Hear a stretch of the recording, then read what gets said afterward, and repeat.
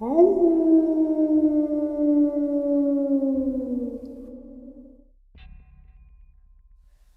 and salutations, everyone. I hope everyone is doing well today. Happy Easter.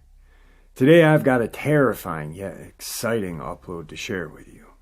A subscriber encounter, a Dogman or Werewolf Encounter from Reddit that was shared with me from the person on Reddit, and some Q&A from William.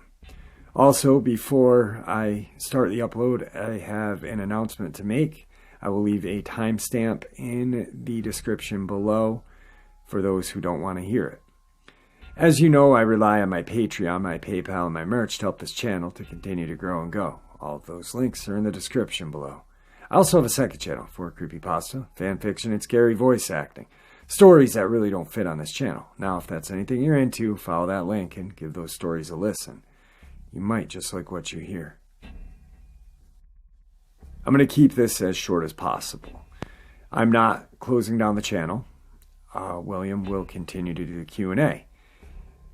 Just because he works with these creatures does not make him any less annoyed or bothered by trolls. Some comments said, well, you deal with these creatures, why can't you take a couple of words? Well, the same reason why someone who shares their encounter doesn't want to get ridiculed or mocked for sharing their encounter. But, because he deals with these creatures, some people think he has thicker skin. He approached me because he wanted to share his experiences and help others, not to get ridiculed. So he will continue, and I really do thank him. The third thing, the GoFundMe hater guy.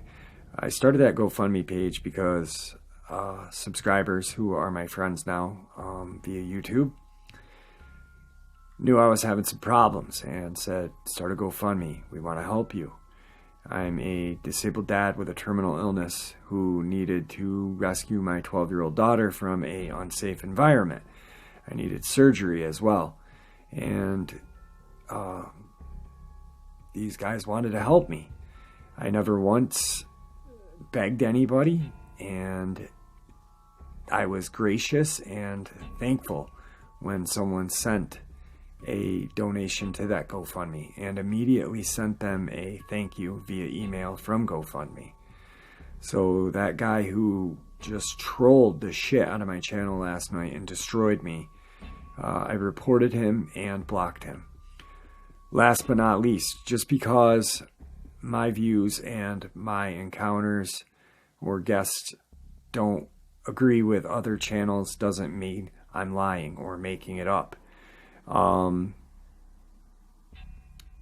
Vic Cundiff and Linda Godfrey have been doing this for years and have made a living, a very good living at it.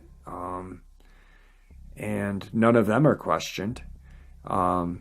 Possibly in the beginning they were, but they have the same amount of proof I have. Blurry pictures and first-hand accounts.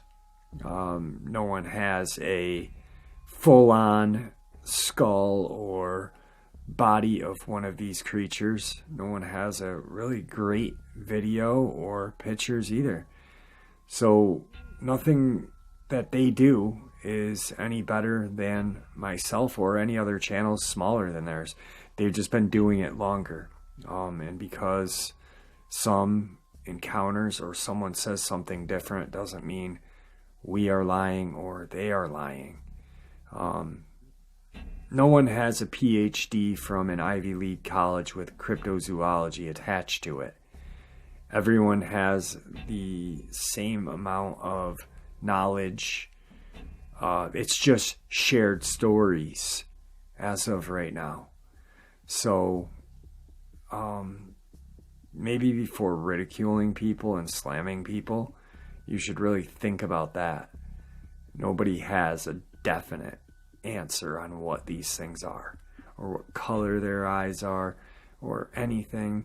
The only thing I know is William has told me the truth on everything that he has said so far. His stories have not changed at all. And I've seen things that he has shared with me. And just like any other subscriber, I will not break his anonymity or trust. So, I don't know. With that, let's get on with today's upload. Shall we?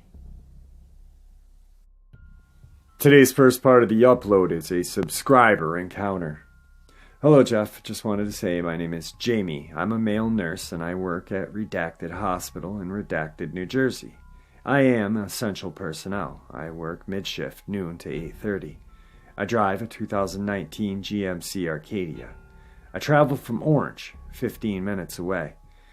I take a long road that is heavily forested on both sides. Route 508 is the road. Look it up on Google Earth and you will see it goes on for several miles. It was like any other night leaving work. The sun has not gone down yet. I'm making my way on Route 508 home 5 minutes when I run something over at the time that blew my tire out. I managed to pull over to the side and change it. No big deal, only a few minutes. As I exit my vehicle, I went to the rear of my SUV, got out my spare and tire iron. As I'm proceeding to change the tire, I heard rustling from the wood line, which is about 30 feet away. By this time, it's starting to get dark. As the rustling continued, I heard a deep guttural growl. I immediately stopped, raising up the tire iron in hand, ready to whack whatever came out. Never what I expected would be a 7-foot werewolf as the one in the bad moon. Orange eyes, brown fur, and shark teeth. Where it was coming from, my auto headlamps partially lit up. I thought if it charged me, I wouldn't make it to my car before it was on top of me. Then, all the worse luck, it charged me, and I took off in the opposite direction across the highway or road, whichever you want to call it, into the woods to slow it down to be able to double back to my car. It closed the gap in a matter of seconds. I knew I wasn't making it back to the car, so I stopped with the 4-way tire iron in hand and swung it. It dodged it like it was nothing. It kept coming from me at different points, trying to tire me out. No pun intended, I felt like it was toying with its food. I was about 25 yards away from my vehicle, so I slowly made my way back, as I heard it circling me. As I got to the road, I sprinted to the vehicle as a last-ditch attempt. It pounced from the wood line to the road. I launched the tire iron at it, full force, as it was landing. I clocked it right upside the head. It didn't faze it, and I'm a big guy. So I peeled out with a flat on and 2 bolts holding it together. I made it home, I locked everything up, and I slept with my handgun that night. Actually, I really didn't sleep at all. Tonight's second part of the upload is a Reddit encounter I found on the subreddit Dogman by Old Demon. The first story takes place at my cousin's trailer, a couple houses down from mine. We live in a rural town at the foot of the Appalachian region, so there's plenty of forest coverage around us. We were playing hide and seek, and all is well until I tagged my cousin and made him the seeker. He hated seeking, so instead of playing the game, he decided to quit and sit on the porch.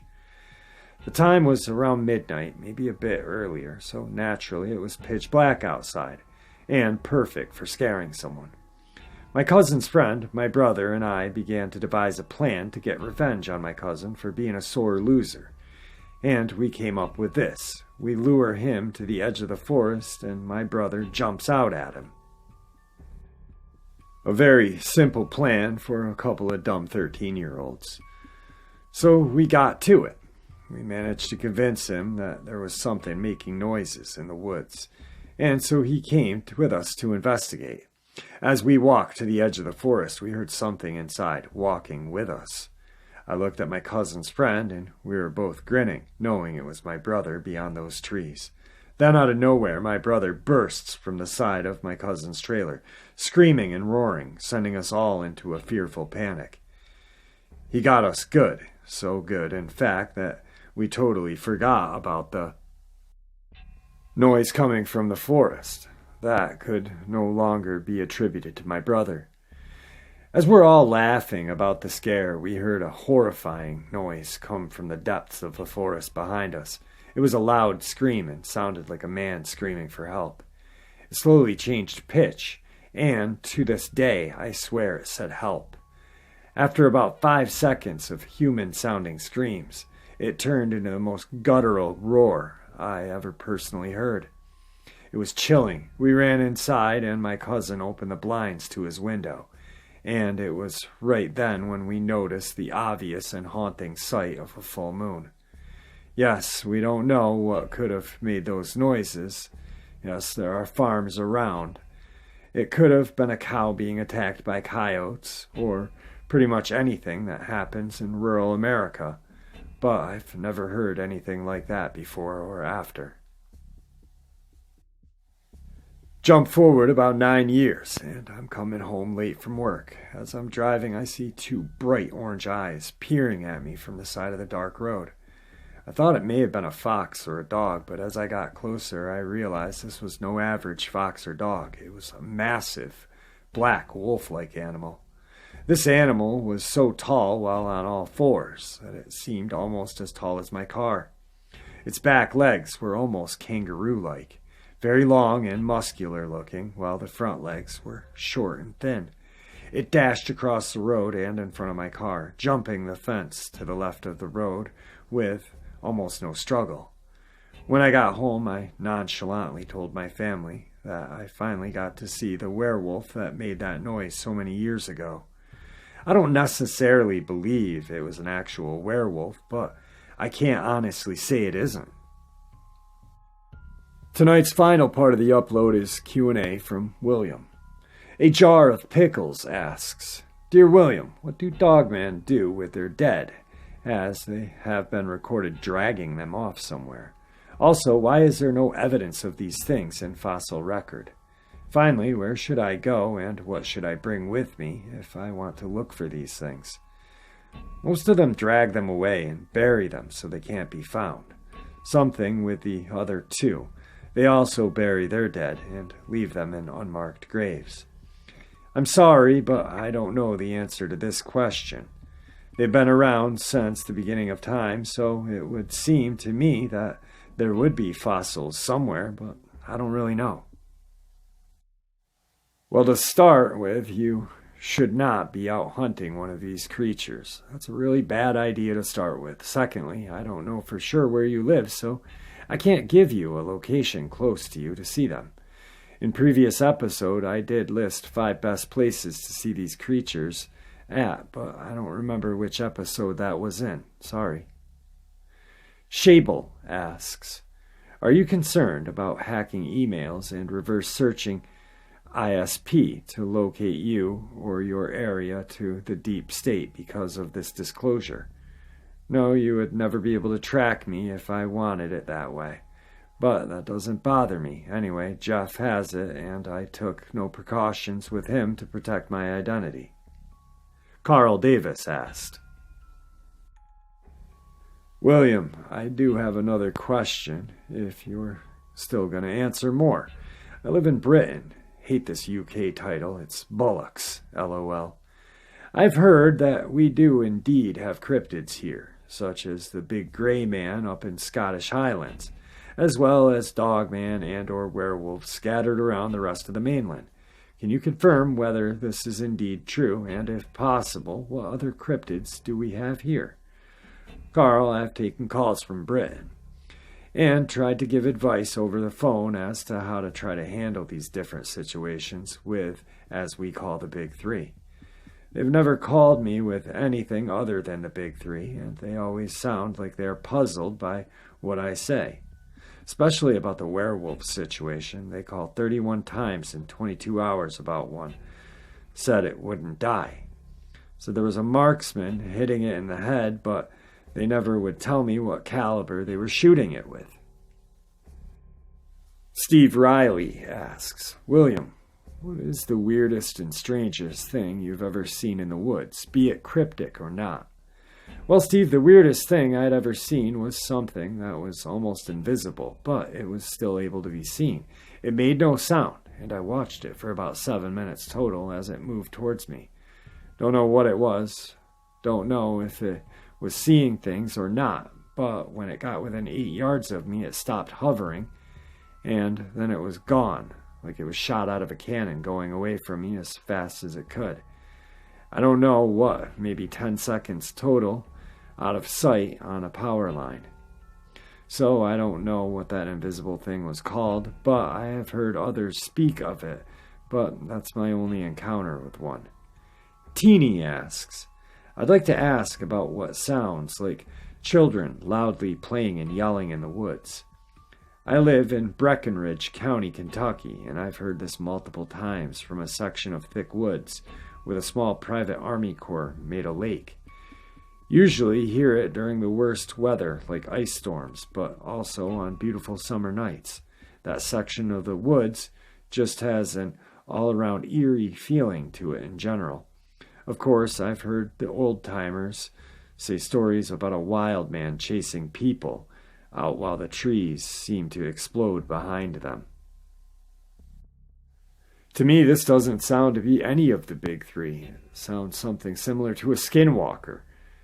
They are really good at mimicking all kinds of human voices and animals. They will do it, both at night and day, to try to draw you in to where they are at.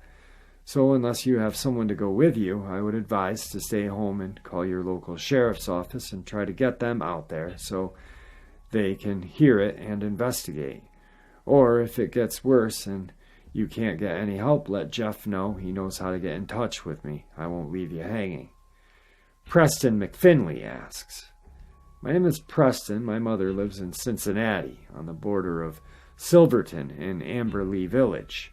I think a dogman or a werewolf has been there for years. Am I correct? And how many are in around the Columbus, Ohio area? Preston, it was answered on tonight's episode as how many are around Columbus, Ohio area. Thank you.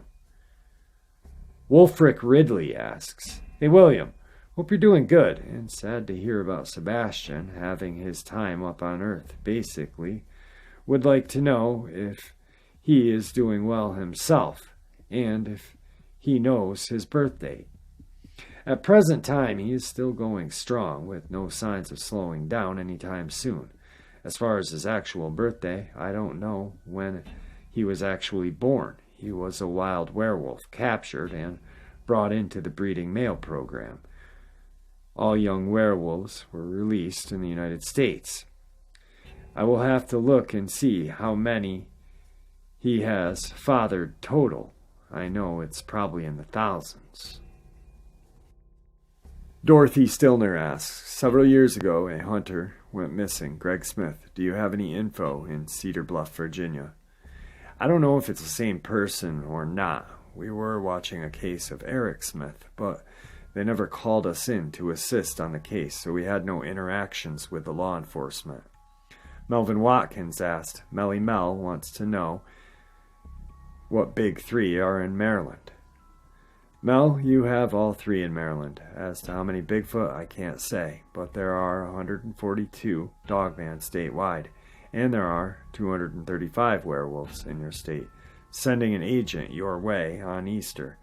Hate to do it on Sunday. Why my CO hasn't said anything about this large amount of buildup is crazy. I will send everyone left at the office out to Maryland in the morning. True Believer asked, ask William if he knows anything about the seemingly government agents who sometimes arrive with a more hostile intent. I think Vic Cundiff had a guy on a year or so ago. They took his game cams, they were hostile towards him, and they seemed to have some pretty high-tech equipment.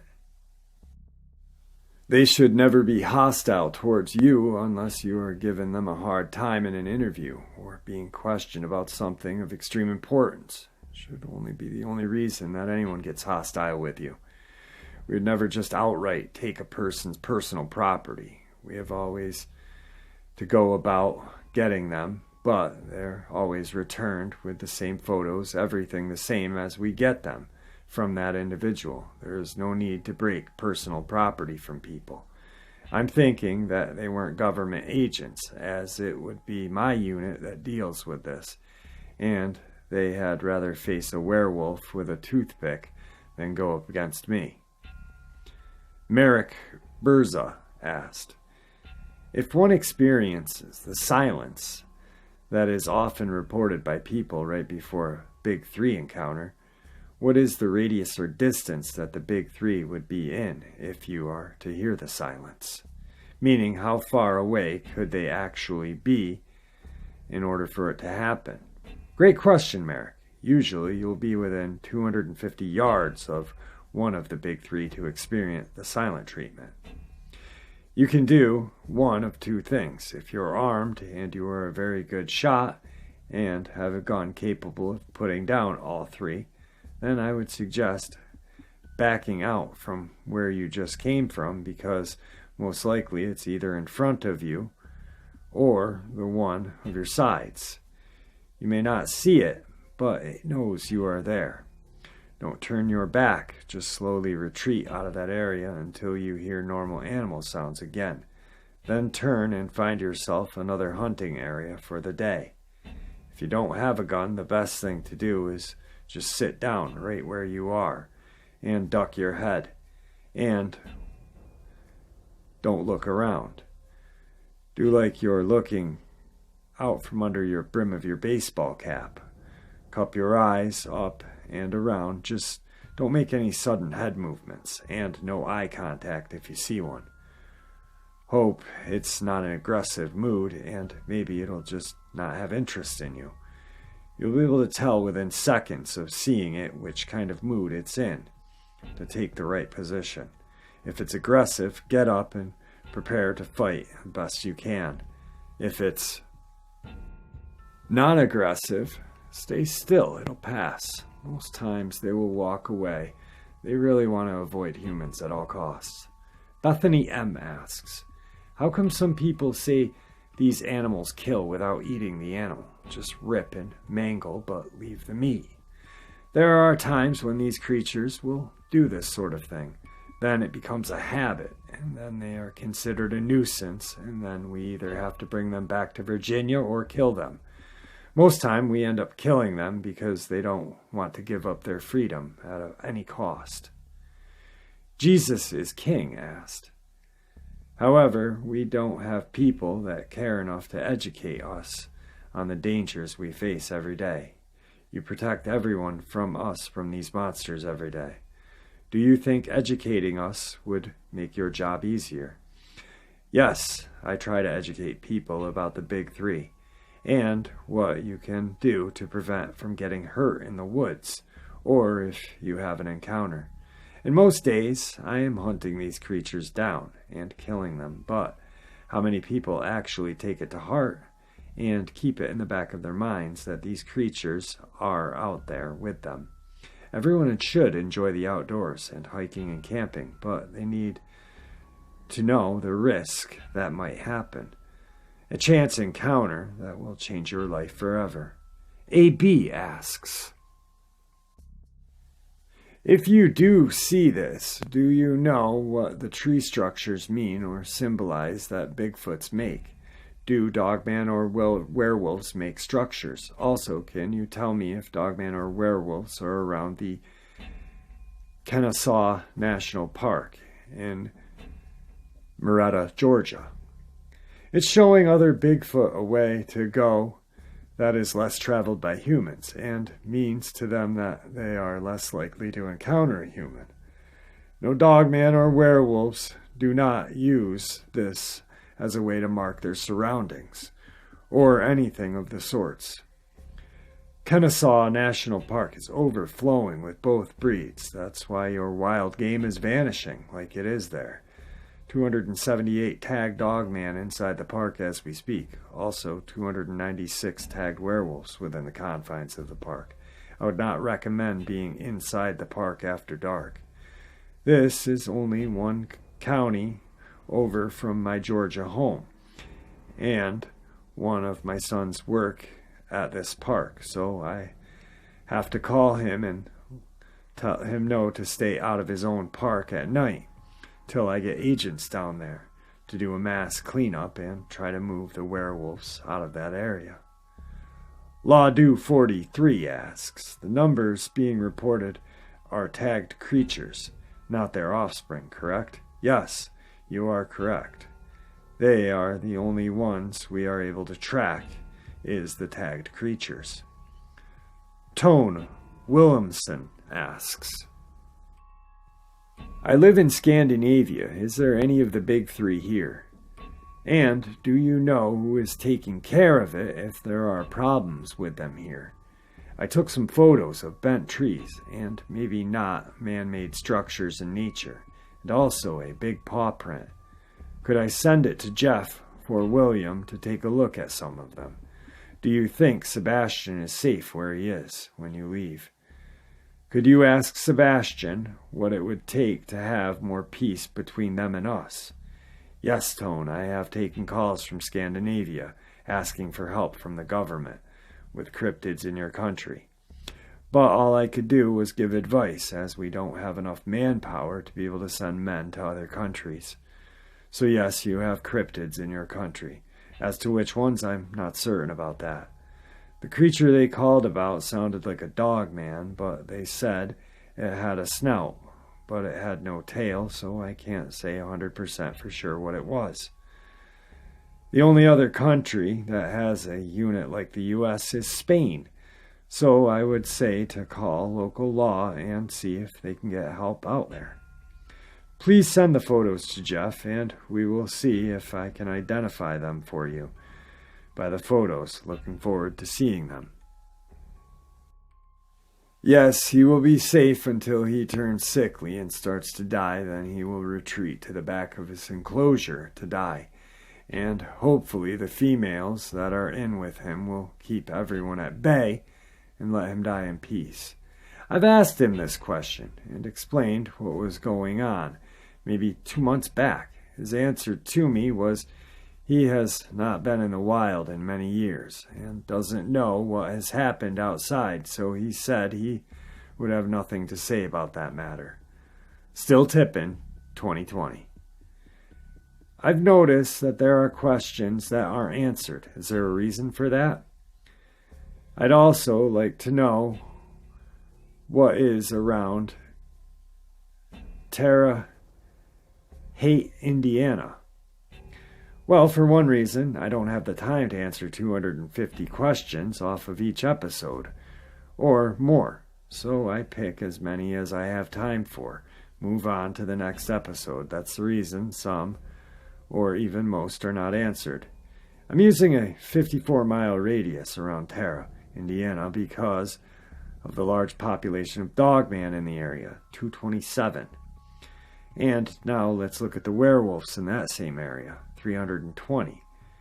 What is my CO doing letting them build up like this at any given place? This is dangerous to the people. I will get some help to that area and start killing off some of these creatures and start getting some of them moved out of that area. My CO is not watching like he should be. I'm going to have to go above his head and get something done about this when I get back to Virginia for sure.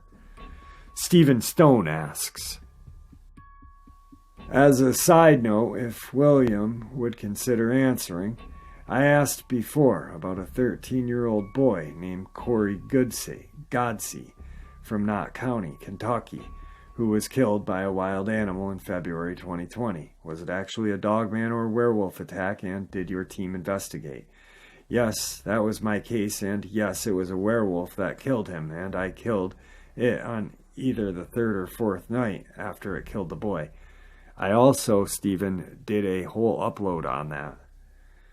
Colleen Carolee Peltama asks, the question asked of William that most interested me was, is there anything else, cryptid, beside the big three, that is sentient enough and carnivorous enough to threaten humans? The only other one that comes to mind is a skinwalker. Other than that, the big three, with different names the locals have given them. Uncle John Bullet asks, William, are you familiar with the DNA study of Sasquatch done by Dr. Melba Ketchum? Also, I often carry an M1 Grand on my wood walk. I am hoping it's sufficient if need be. Your thoughts? Uncle John, let me start by saying thank you for your service, sir. And now to your questions. Yes, I'm aware of Ketchum's study and her saying that Bigfoot has some of the same DNA as humans. Our biologists have studied these creatures for years, and although I can't produce their reports on Bigfoot DNA, they say it has no human DNA in it whatsoever.